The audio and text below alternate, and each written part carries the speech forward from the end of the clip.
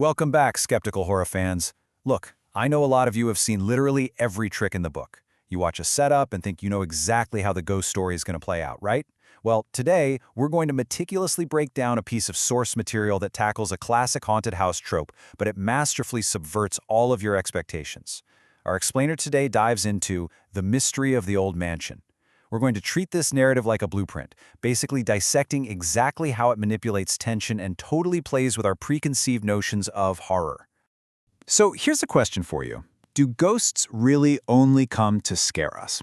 I totally get horror fatigue, guys. We're so used to the exact same jump scares, the predictable monsters lurking in the shadows, that we honestly stop questioning the underlying motives of the entities we're reading about. This question is our hook for today's explainer. We're going on an analytical deep dive that's going to reveal a completely different kind of haunting, one that's rooted in something way more complex than just a basic desire to terrify us. All right, let's kick things off with Section 1, the setup, featuring the classic ancestral mansion and the obligatory warning.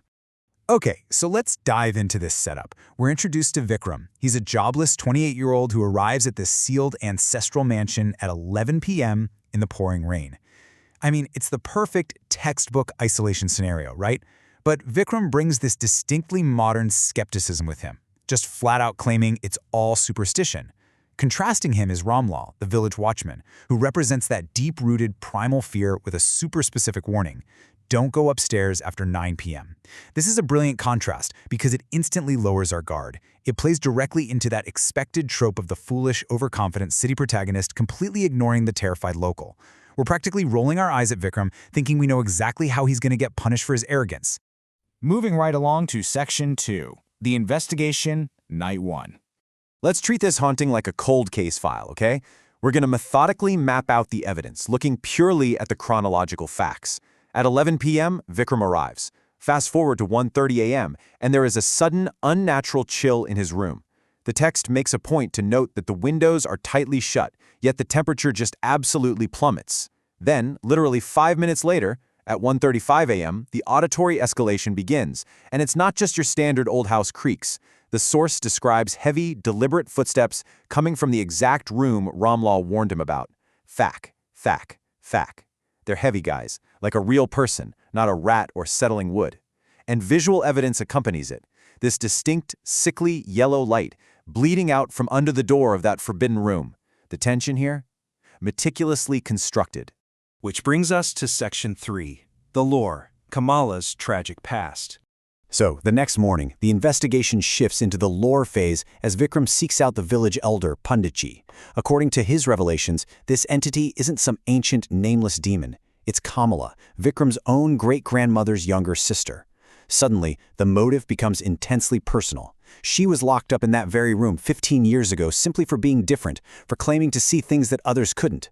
And her life ended tragically when she was trapped in a fire in that exact same locked room. This backstory is a total game changer. It immediately pivots the narrative from a standard ghost story into a really deep psychological tragedy. We aren't just dealing with a monster anymore. We're dealing with a victim of familial cruelty. But hey, the source doesn't let us get too comfortable with our pity. Get a load of this. She calls out at night for help or to take you with her. Wow. This is such a brilliant narrative device. It perfectly sets up the life or death stakes for anyone staying alone in that mansion. Yes, she was a victim, absolutely, but her current state is highly volatile and super dangerous. It leaves Vikram, and us really, wondering, is she a tragic figure just seeking rescue, or a vengeful spirit looking to drag someone down into her nightmare? All right, let's look at Section 4, Night 2, the truth revealed. Shedding the trope of the cowardly victim, Vikram actually decides to actively confront the entity at midnight. He marches right up those stairs to find the truth.